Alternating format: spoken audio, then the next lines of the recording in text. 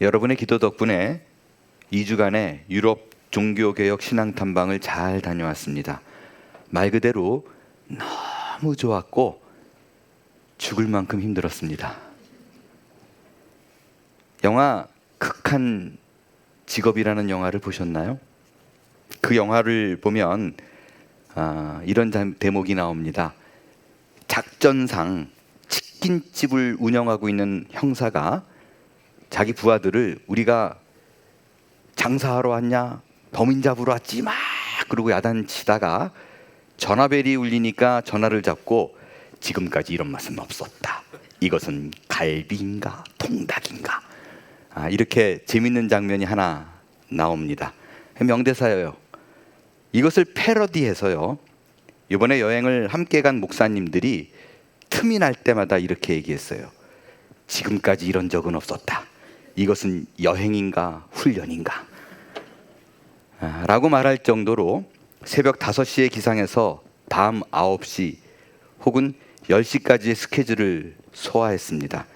돌아오는 날에는 호텔에 들어가지 않고 그것을 아끼어 밤 11시부터 새벽 3시까지 스케줄을 잡아서 그 야밤에 돌아다니며 마지막 순간까지 저희가 스케줄을 다 소화했습니다. 특별히 이번 여행은요, 여행사에서 기본적으로 짜놓은 프로그램을 우리가 산 게 아니에요. 지난번 우리 교회에 오셨던 역사신학 교수이신 황성철 목사님께서 직접 프로그램을 짰어요. 가야 될 곳들을.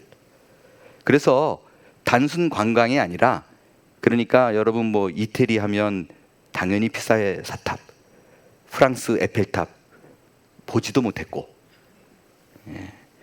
그냥 이분이 짜는 곳은 목사님들이 정말 가야만 할 곳, 필요한 곳, 이것을 집약하게 넣어서 가이드분이 자기 가이드 15년 동안 지금까지 이런 적은 없었다, 이렇게 말해서 그게 계기가 되어서 지금까지 이런 적은 없었다, 이것은 여행인가 훈련인가 순례자인가 라는 말이 나오게 된 것이었습니다. 방문한 곳은 6개의 나라였습니다. 이탈리아를 시작으로 스위스, 프랑스, 독일, 체코, 튀르키예였습니다. 아침을 스위스에서 먹고 점심을 프랑스, 저녁을 독일에서 먹을 정도로 하루에 5-6시간의 버스 여행과 매일 그 시계 차고 있는 분들은 내가 얼마나 스텝 걷는지 나오잖아요. 일주일 평균 약 9마일 정도로 나오더라고요. 곳곳을 18,000, 2만 스텝 보통 걸었던 것 같아요. 방문했습니다. 정말 힘들었지만 많은 것 배우고 많은 감동을 받고 많은 생각에 휩싸일 만큼 가치 있었던 여행이라 생각됩니다. 마틴 루터가 믿음의 싸움을 시작했던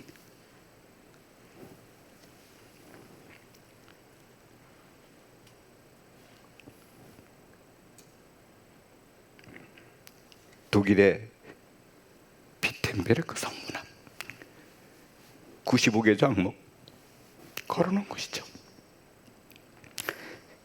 쯔붕길리가 담대히 말씀을 선포했던 스위스 쭈리히의 그로스 민스터 성당, 그리고 칼빈이 제발 이제는 하나님의 교회가 성립되기를, 하나님의 주권적인 통치가 실현되기를, 하나님이 원하는 교회가 세워지기를 원하는 마음으로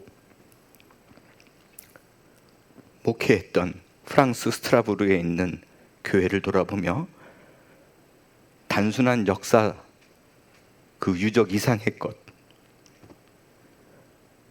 칼빈의 목회했던 교회는 앞서 이탈리아 다른 곳에서 봤던 그 화려한 성당과는 너무나 대조적인 아주 소박한, 바로 오늘날 우리가 붙들고 살아야 될 복음의 진리를 위해서 치열하게 자기 목숨을 내놓고 싸웠던 믿음의 선배들의 숨결을 그대로 느낄 수가 있었습니다. 여러분, 그들이 싸웠던, 목숨 걸고 싸웠던 핵심 질문은 무엇인가? 바로 이거였어요. 죄를 진 인간이, 죄로 얼룩진 인간이 어떻게 하면 하나님 앞에 나아갈 수 있는 것인가? 어떻게 그분 앞에 설 수 있는 것인가? 어떻게 죄로 인해서 만들어진 이 죽음에 대한 공포, 여기서 벗어나서 참된 안식과 평화를 누릴 수 있을 것인가? 라는 것이었습니다.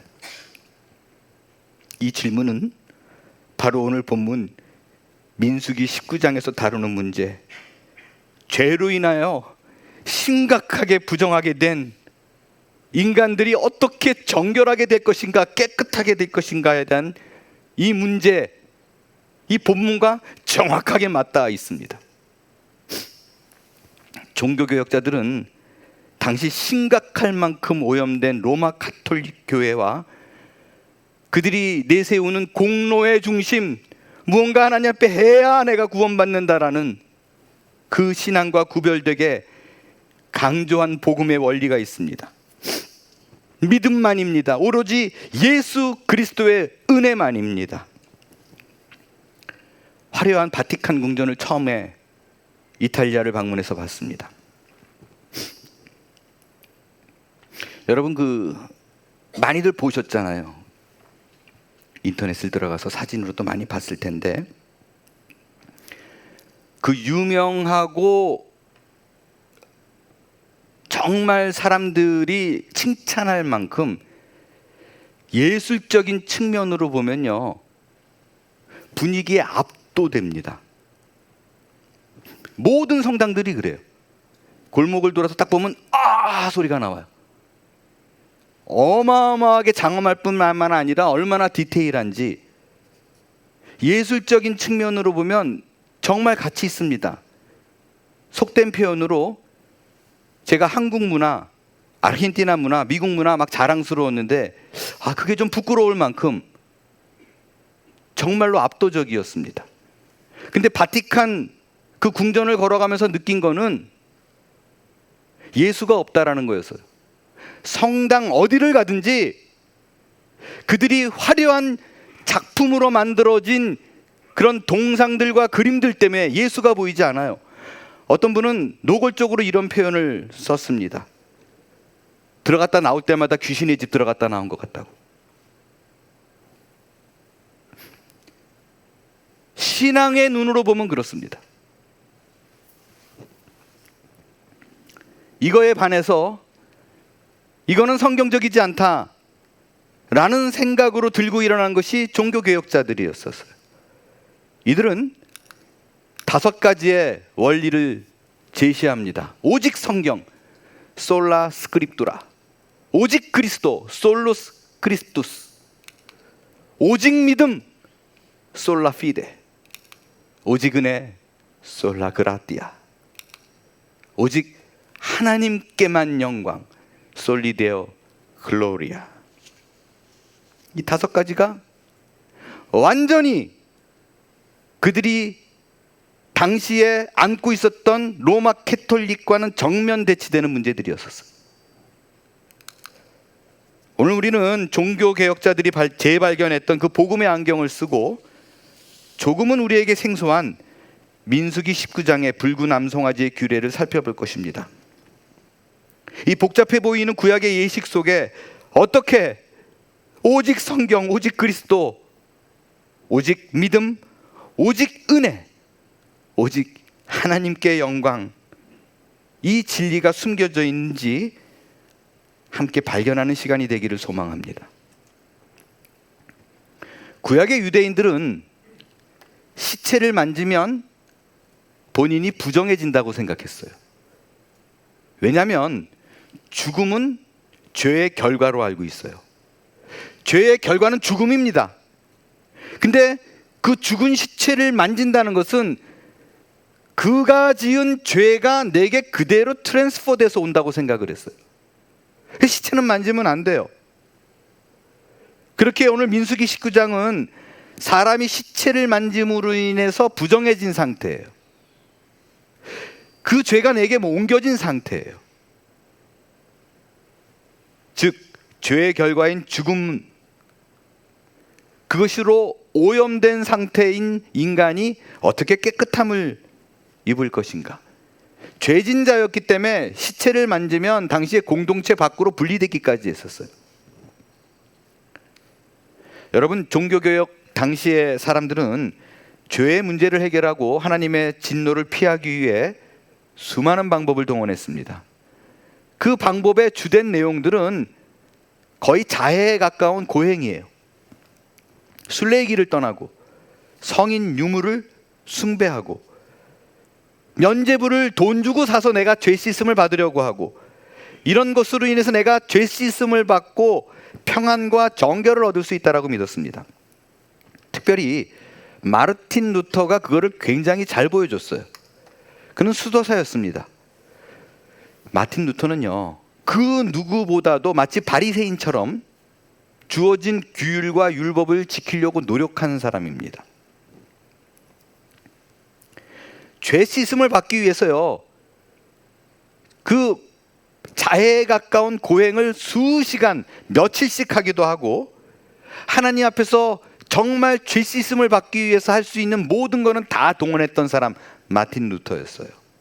그런데 하면 할수록 내 죄가 더 드러나는 거예요.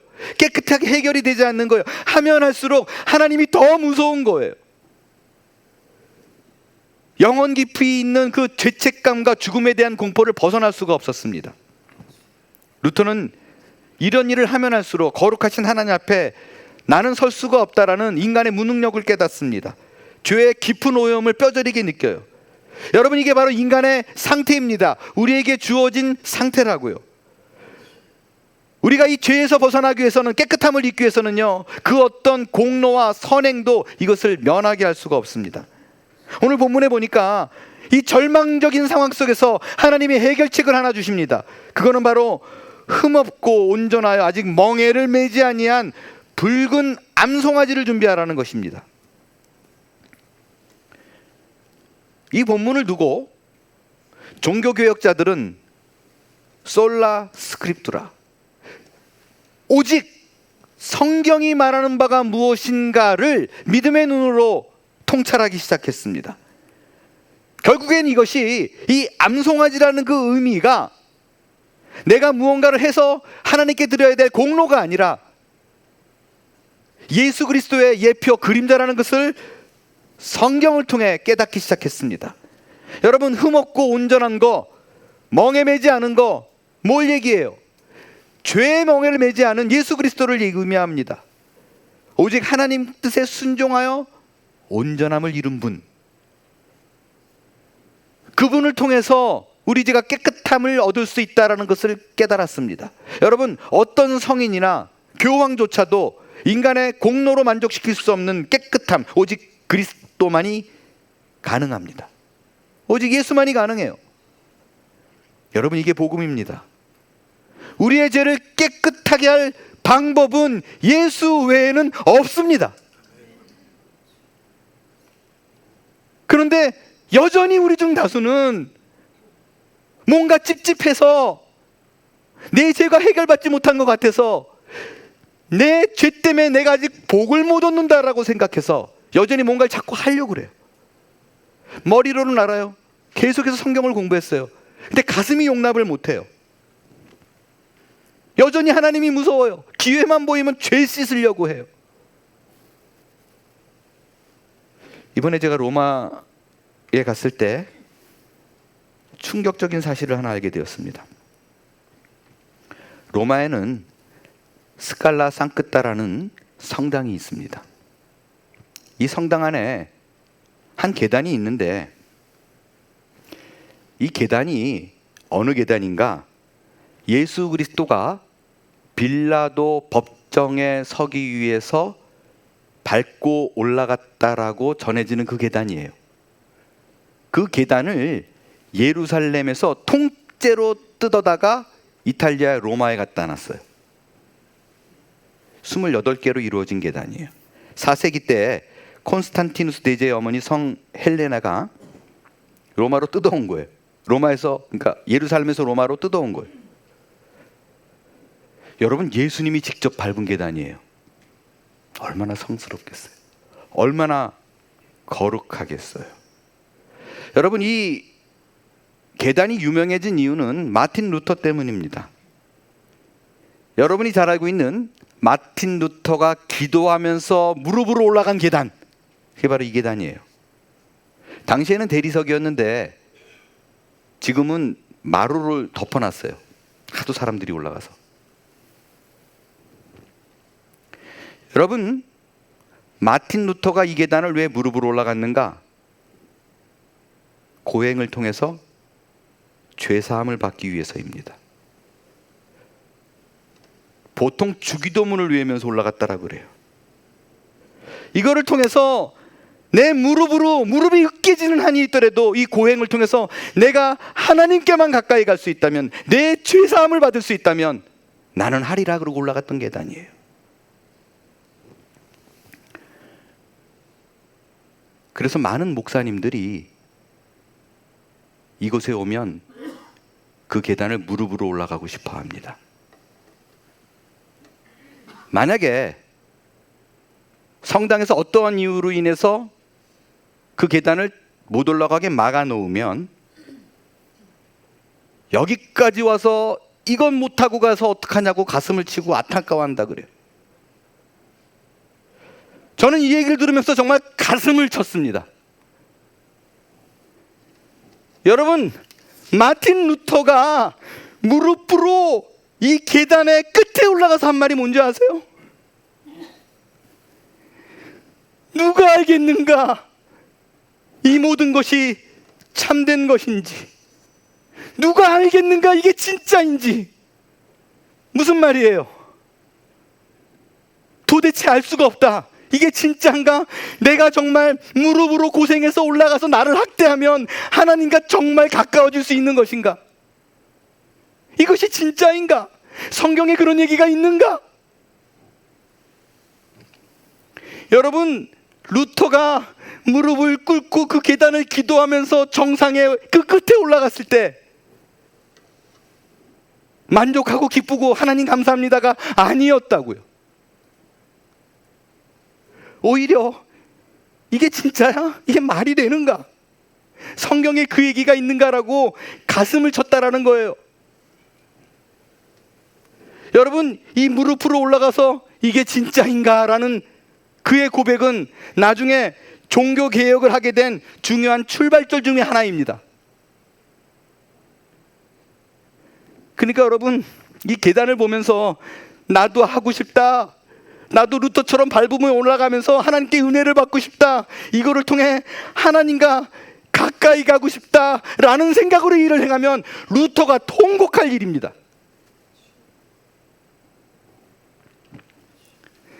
여러분, 이 계단을 보면서요, 나도 하고 싶다라는 것이 아니라 이런 일을 하지 않아도 될 수 있는 길을 열어준 오직 예수 그리스도를 바라봐야만 한다라는 것입니다. 이것이 복음입니다.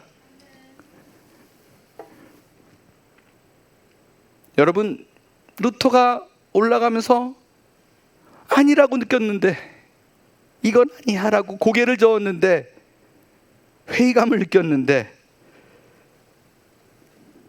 오히려 우리는 그거를 지금 따라가려고 합니다. 이거를 또 하나의 기념비 삼아 옛날로 돌아가서 내가 은혜를 받으려 무엇을 할고 이러고 있어요. 여러분, 어떠한 선행이나 종교적 행위로는 스스로 정결할 수 없습니다. 이것이 성경의 이야기예요. 우리는 예수님이 무엇을 만졌던, 성인들이 무엇을 행했던 그것을 보면서 감탄할 수는 있습니다. 참 고생했구나, 노력했구나라고 생각할 수는 있습니다. 그러나 그것이 내가 이걸 만진 순간 하나님께 복을 받았다, 나는 만졌기 때문에 다른 사람보다 더 나은 길을 갈 것이다, 이것처럼 성경에 위배되는 것은 없다라는 얘기입니다.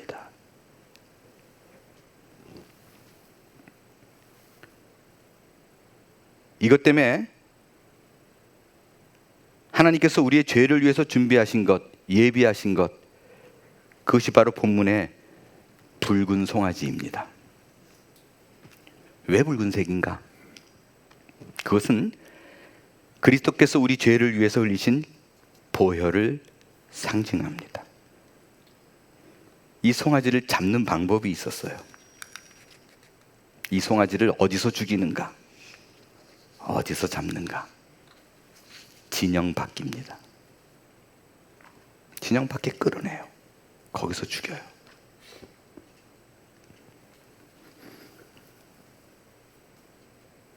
이 말씀은 후에 예수님께서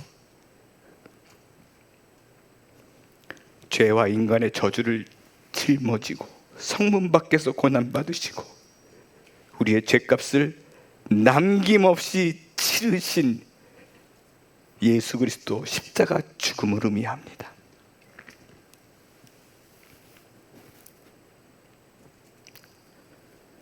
이처럼 하나님은 인간의 방법이 아닌 하나님께서 친히 정하신 방식, 온전한 희생 제물을 통해서만 정결함이 가능하다는 것을 이미 보여주셨어요. 종교개혁자들은 이 성경을 통해서 솔라 스크립투라, 오직 말씀을 통해서 당시 로마 카톨릭의 잘못된 전통과 인간적인 공로사상을 비판했습니다.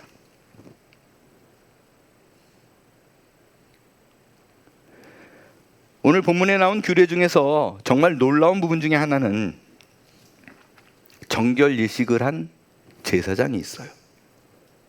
또 불태고 난 죄를 치우는 사람들이 있어요. 근데 이들이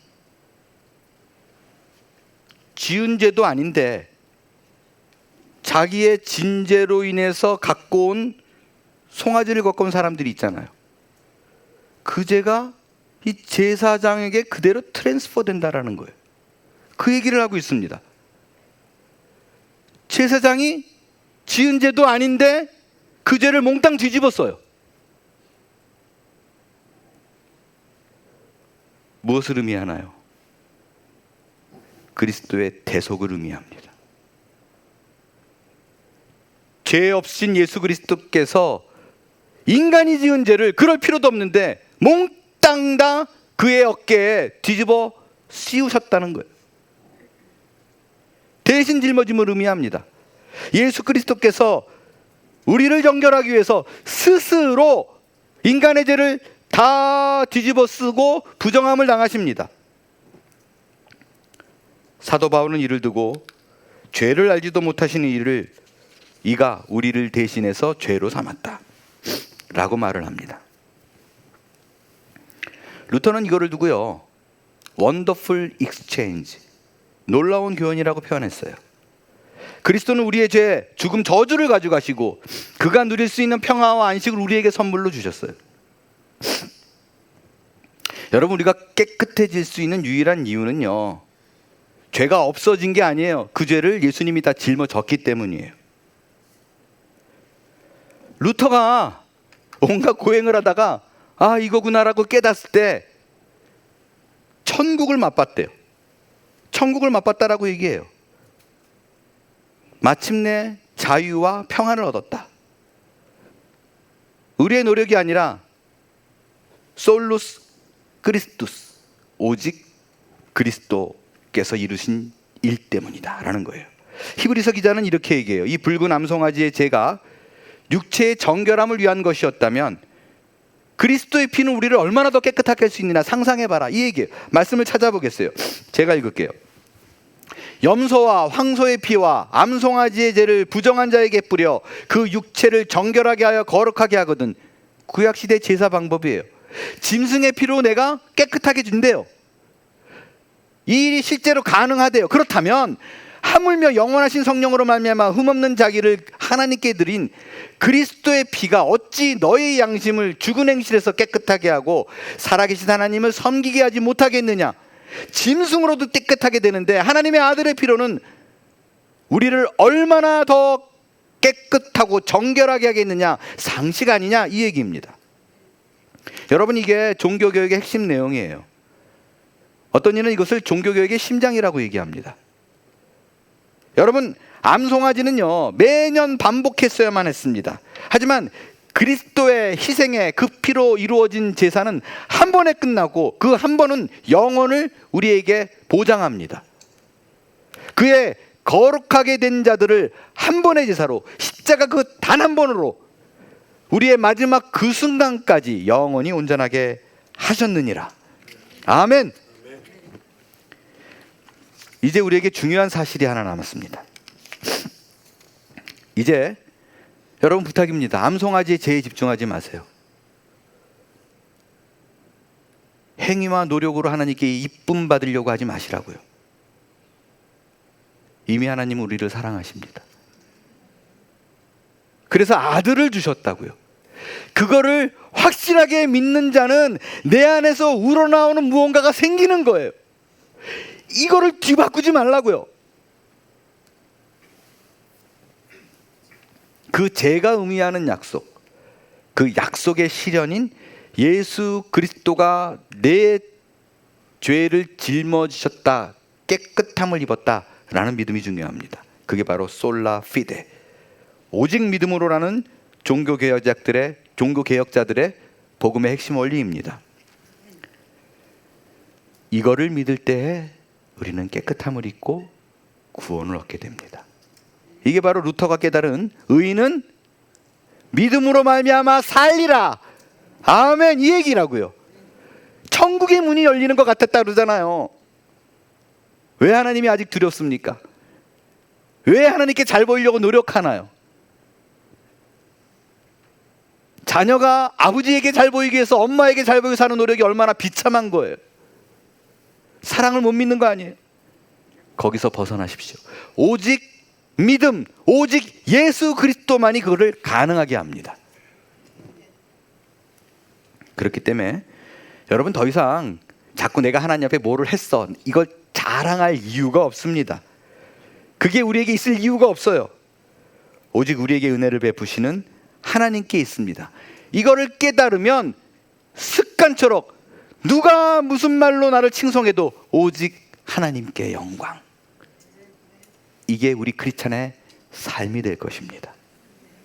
이것이 바로 종교개혁자들이 외친 5가지의 원리, 오직 성경, 오직 그리스도, 오직 믿음, 오직 은혜, 오직 하나님께만 영광. 이 5가지 복음의 원리는 단순한 구호가 아니라 수많은 믿음의 선배들이 목숨을 걸고 지켜낸 복음의 진수입니다. 정수입니다. 이제 붉은 암송아지 제가 필요했던 시대는 지나갔습니다. 그 약속의 실체인 예수 그리스도를 믿는 믿음, 그 은혜의 감격에 사는 저와 여러분이 다 될 수 있게 되길 바랍니다. 그분의 선한 능력이, 하나님의 은혜와 그 능력이 우리에게 있음을 믿고 우리를 여전히 안으시고 붙드신다는 그 믿음으로 절망을 이기고 새날을 향해 나아가는 저와 여러분이 다 될 수 있게 되기를 바랍니다. 우리 일어나 찬양하겠어요.